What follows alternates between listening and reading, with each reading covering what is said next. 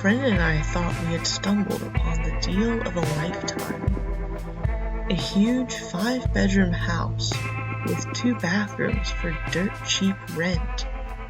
The house was in a kind of out-of-the-way place in Virginia, but it suited our needs and the rent was unbelievably cheap.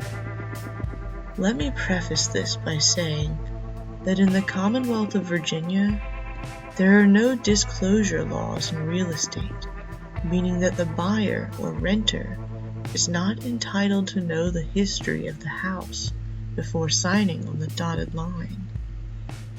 Within a month of moving into this house, odd things began happening. The electricity didn't work very well. At first, we attributed it to the fact that the house was very old, built in the early 1900s, and the most recent rewiring of the house had been done in the 50s.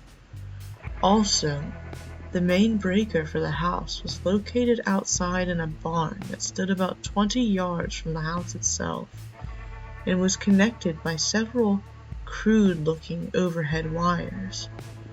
Whenever the breakers tripped, which was at least 4 times a week, we'd have to get the flashlight and go to the barn to flip them back on. The electricity wasn't the only problem. We had an answering machine that never recorded any messages. Sometimes the light would be blinking, and when we'd push play, it was nothing but static. This was before DVR, and we worked a lot of nights, so we would try to record our shows, but it never worked. Just static and white noise. We also found it odd that pictures never turned out in or around the house. We went through 13 rolls of film before finally giving up.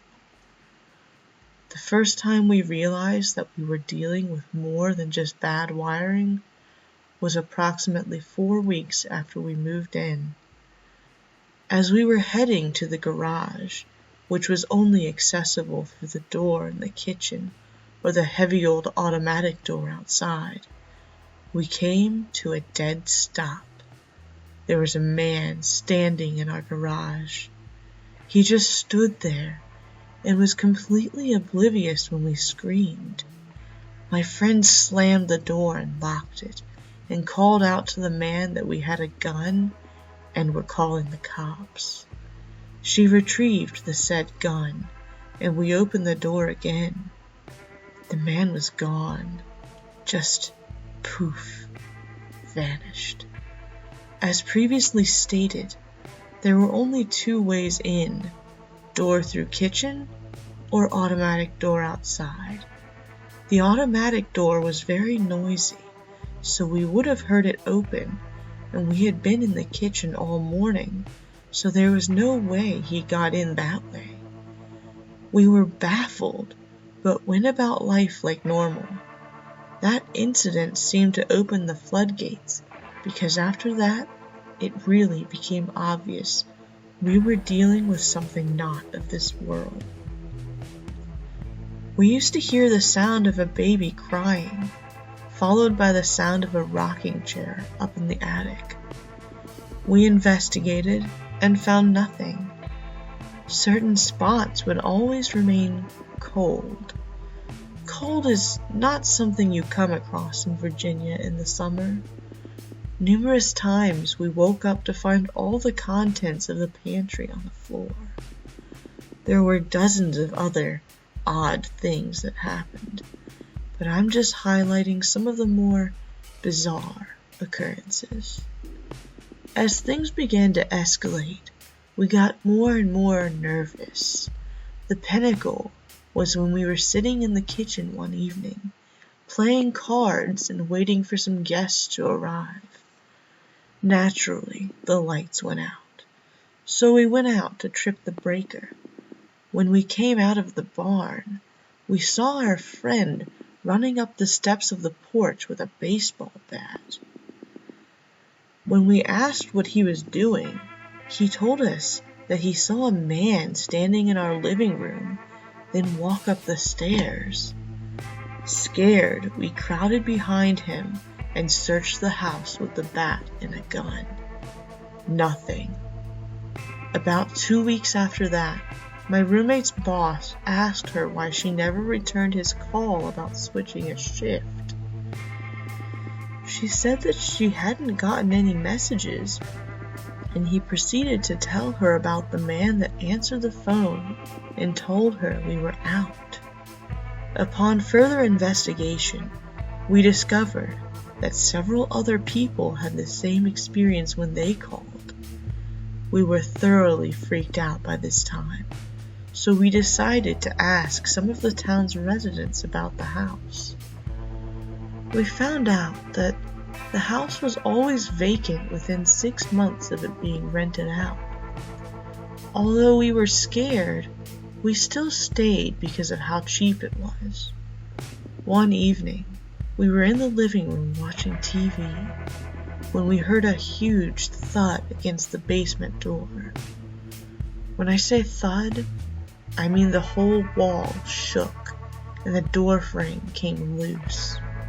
The door was locked, but we were scared and put a chair against it. We could hear growling on the other side and claws on the door, so we again got the gun. The animal must have gotten in there, so we went outside to check the entrance. It was bolted shut. We even checked the tiny windows, nothing broken. We finally went back into the house and opened the basement door. Nothing there. I've never seen claw marks like that before or since. It was as if whatever had done it only had 3 toes. Besides, nothing that was indigenous to the area was 3-toed or could have gotten in there without opening the door or breaking the window. Not to mention, none of the local animals, say a bear, could have exerted that much force to warp a door frame. We moved a week later. We could never really come up with any idea of what happened in that house or why. To this day, it remains a mystery. And to this day, nobody lives there for more than 6 months before leaving.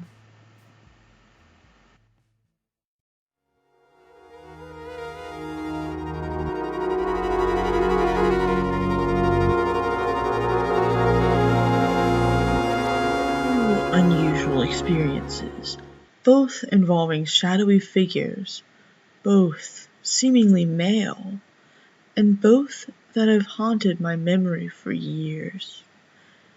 The first occurrence happened in 1994 when I was a small child.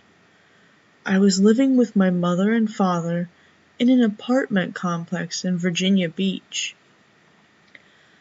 Our apartment had a very long hallway extending from the living room to the rear of the apartment, where my bedroom was located. I can remember to this day how long and dim that hallway was. It was in the middle of the day, probably around 4 to 5 p.m. I remember distinctly that my father was home from work and my mother was in an altogether different section of the apartment, either the kitchen or the living room. One of our apartment's 2 bathrooms was located on the left-hand side of the hallway. I was walking through the hallway to my bedroom when I saw him. There was a tall, very tall figure of a man standing in the darkness of the bathroom. He was as tall as my father, who is 6'3", if not taller. He was dressed in black, and he was a very distinct figure, meaning that these were not clothes upon a hanger. The figure had bulk and substance. I saw the outline of a man's body, his arms, legs, shoulders, and most importantly of all, I saw the outline of his face. There was no light on in the bathroom, not even a nightlight, so I did not see any facial features or details, but I saw a very real male figure standing in the corner of the bathroom, shrouded in the shadows. I stopped dead in my tracks and called out, "Is that you, Daddy?" The figure said nothing and did nothing. Once I realized that this was not my father, I ran screaming. I immediately asked my father if he had been in the bathroom, telling him I thought I had seen him there. He had no idea of what I was talking about, shook his head and said, "No." My parents seemed to think that all I had seen was a shadow, and I didn't persist. I already wanted to forget this frightful experience, but I was left shaken, disturbed, and left somewhat dreading that long, dim hallway. The second experience happened 5 to 6 years later. Life had changed a lot between the two events. My father had passed away, cancer, and me and my mother had moved to a different apartment. In this new apartment, my bedroom was attached to my mother's bedroom by a bathroom. The bathroom had 2 doors, one on the side of my mom's bedroom, and one on my side, and when both doors were opened up, I could see straight through to her room. I remember it taking a long time for me to get to sleep, as long as 30 to 45 minutes much of the time. Therefore, I would just be in my bed staring at the walls or ceilings, waiting for sleep to come. This night, I remember having a palpable feeling of fear, as if I was waiting for something bad to happen. It happened. I saw the dark, shadowy, but again distinct figure of a man crossing my mother's bedroom, where she was sleeping, to the left side of her room, where a writing desk was located right in front of a window. He was walking so quickly, he was almost gliding. I know I should have woken up, called the police, screamed, done something, but I was young and terrified. I pulled the covers over my head and hid, paralyzed with fear. I believe I didn't open my eyes again until morning, but nothing had happened. Nothing was stolen. We were both fine, so I did not mention it to her. I made myself believe it was just a shadow on the wall I had seen, and forced myself to forget about it. I didn't want to accept it was anything bizarre. However, I am now older, have long since moved, and have come to believe that I did indeed see something unexplainable. What I saw was a distinct figure crossing from one part of the room to another. Shadows on the wall don't do that. That's my story. Thanks for letting me share it.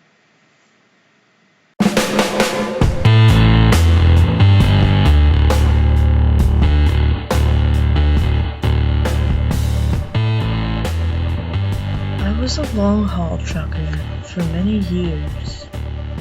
In December of 2004, I had a delivery in Winchester, Virginia, and a second stop in Washington, D.C. At my first stop, I was delayed and didn't get unloaded until after 2:00 a.m. I left Winchester, heading east on Highway 7. Around 2:30, I came to the intersection of Highway and Route 601 near Bluemont. At a gas station, I pulled in to check my map of Washington in anticipation of my delivery. The station was closed at that hour. There was virtually no traffic going by, and it was a cold, moonless night. While I was sitting there, someone knocked on my door, startling me. I jumped and turned off my interior light so I could see outside, and rolled down my window. A man was sitting there in an airline flight crew uniform. He had 4 stripes on his shoulder epaulettes, indicating a captain. He was without a jacket on a very cold morning. He climbed up on the step of my cab. He smelled like he had bathed in kerosene. When he got close to my face, I could see that his cap had the TWA insignia on it. "Could you give me a lift?" he asked, in a voice that seemed raspy. I assumed it was from the cold. I was really taken off guard. It was odd. I was in a dark, rural area on a freezing night, being asked by an airline pilot wearing short sleeves for a ride. I asked him where he was headed. "I work for TWA. I gotta get to Dulles to work a flight. Please, give me a ride, I'll pay you," he responded. "Well, how about I give you a ride to the next open store, where you can call a cab?" I offered. "Okay, thank you," he mumbled. "He said that we could descend." I didn't know what he was talking about, but I didn't want the guy to freeze out there.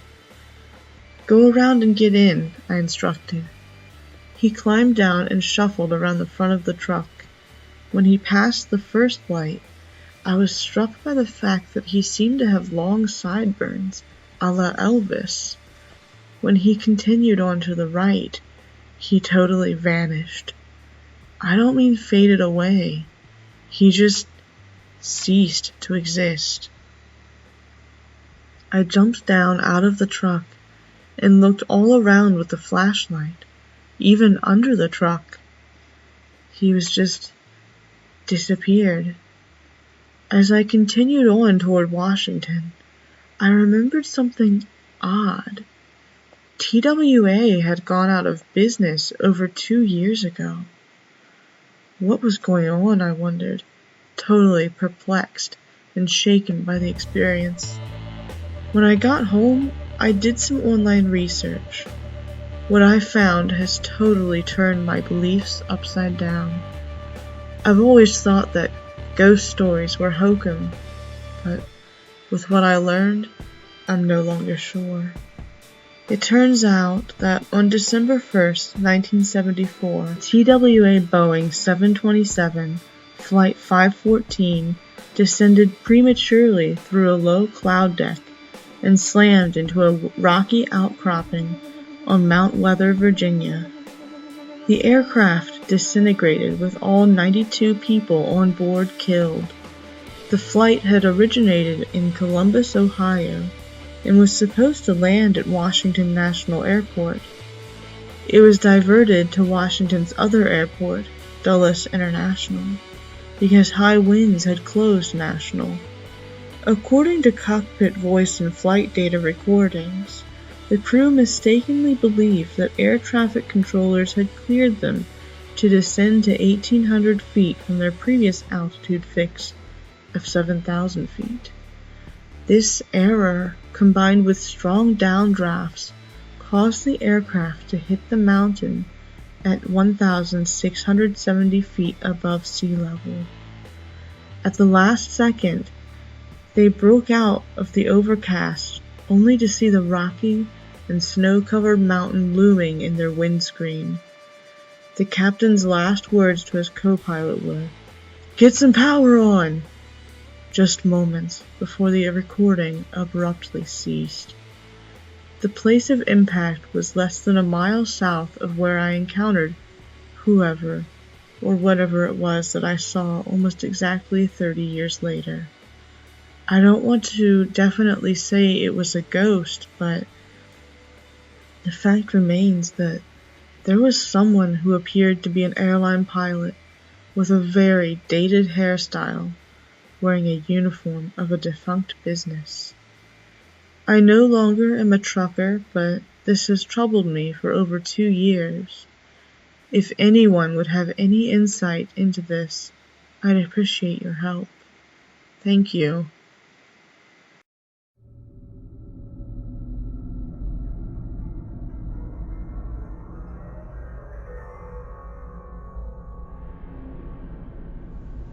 When my wife and I were first married, we lived in a small house in Fairfax, Virginia, with our 2-month-old Labrador puppy, Ben. The house was a modest 1950s-era Cape Cod, with a finished attic that we used as an office and spare bedroom. One of the things that attracted us to the house was the large fenced-in yard and the kennel out back. We'd been in the house for about a week when unusual things began to occur, things that couldn't be attributed to imagination. There were a number of things, and it has been a while, but I'll try to relate the two most prominent in my memory. The hall to the bedrooms was in the back of the living room. My wife and I would be sitting on the couch with Ben asleep on the floor. Suddenly, he'd raise his head and stare at the arch leading into the back hallway. His hackles would go up and he would growl quietly, deep in his throat. Initially, we thought this was cute.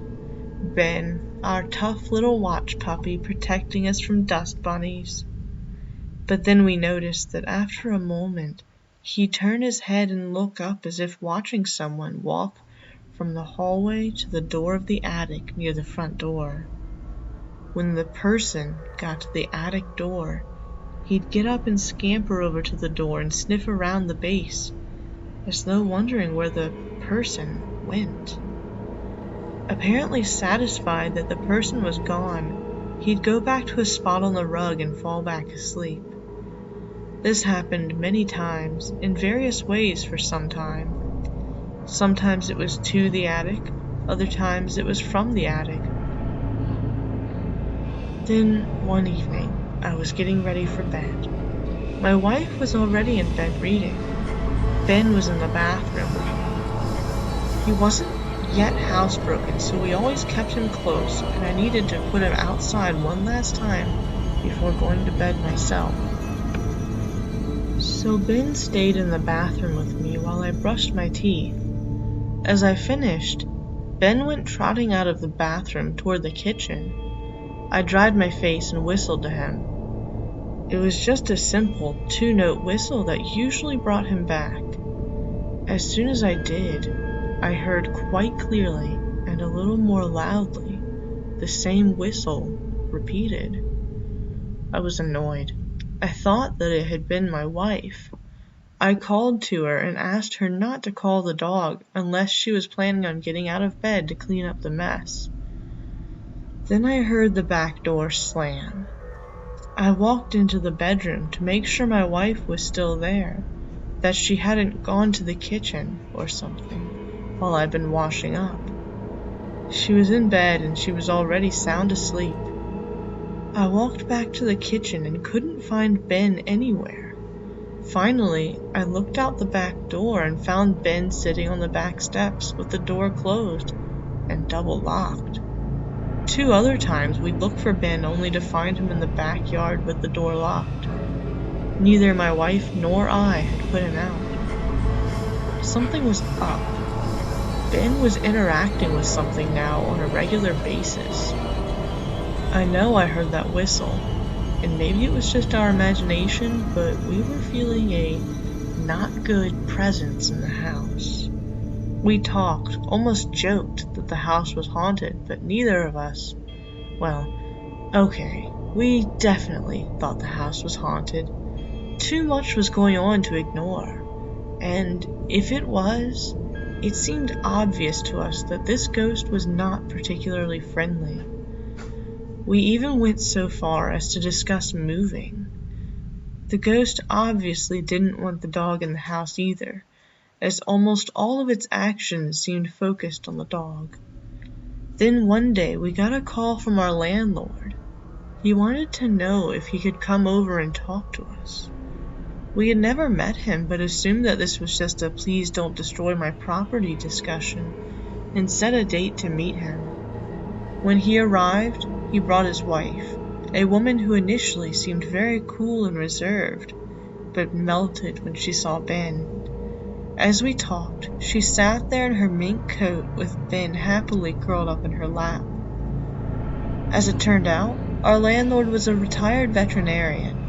The woman who had lived in the house had been a client of his. Her name was Betty, and she had raised white German shepherds. This explained the fence and the kennel in the backyard. He went on to explain that he'd gotten the house when Betty had developed cancer. It was terminal. The treatment was expensive. In return for his paying her mortgage, she would leave the house to him in her will. That had been a number of years ago. Recently, the doctor said, he'd gotten a phone call from a man who said that Betty had been his mother. This surprised the doctor because he'd known Betty well, and she'd never mentioned a family or children. The man explained that Betty had been born and raised in Oklahoma in the 1930s and had become pregnant out of wedlock. She'd given this man and his twin sister up for adoption and left town and the stigma behind.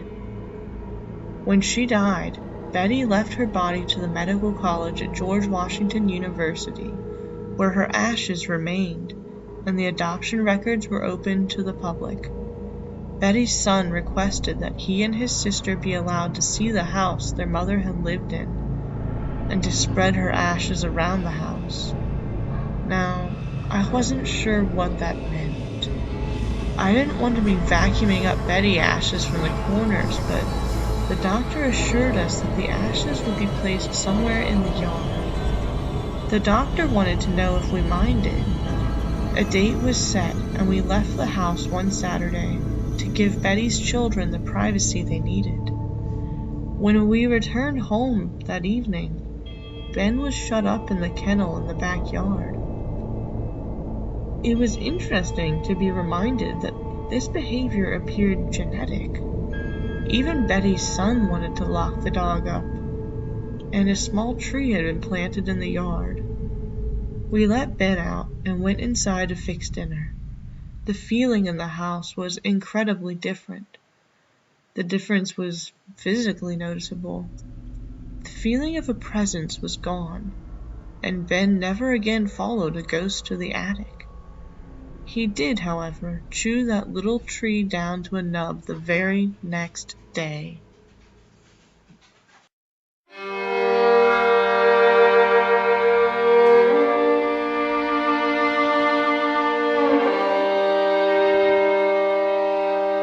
This haunting took place in an apartment that my mom and dad were sharing in Hampton, Virginia. My dad had died back in October 1994 after developing complications after heart bypass surgery. I arrived from Colorado the next day to attend his upcoming funeral.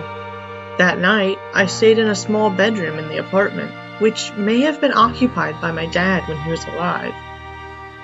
That night, I was able to go directly to sleep. At some point during the night, I was awakened by what sounded like someone violently rustling a plastic bag at the foot of the bed. I didn't dare look in the direction for fear of who or what I might see. Gradually, as I listened, the sound of the rustling died down until I couldn't hear it anymore. At that point, I decided to look toward the foot of the bed. There was nothing there. I assumed it was my dad, who was just letting me know that he is still around. It really scared me, and I had a fitful sleep that night. My dad's funeral was still another couple of days away, so I knew that I'd be spending another few nights in that room. The following night, before going to bed, I spoke to my dad as if he was there in the room with me, and said to him that I would prefer if he didn't disturb my sleep while I was there, and that I was really frightened. I never experienced that noise again, and was able to sleep peacefully in the room until I left. However, my mom has said that she has heard him call her name and has seen his shadow going up and down the stairs in the apartment. This occurred for several weeks after his funeral, until one night she saw his shadow go down the stairs toward the front door. He was never seen again after that.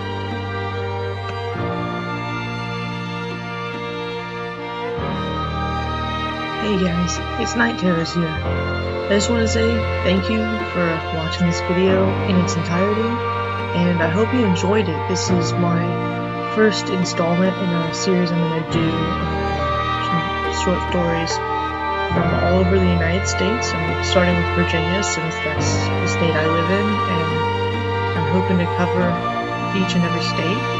If you guys have any submissions, I would be very happy to narrate them. I'm thinking maybe we could do some subscriber stories. We could do an entire series of that. If you have any ideas, I'll be happy to take them. So again, thank you very much and enjoy.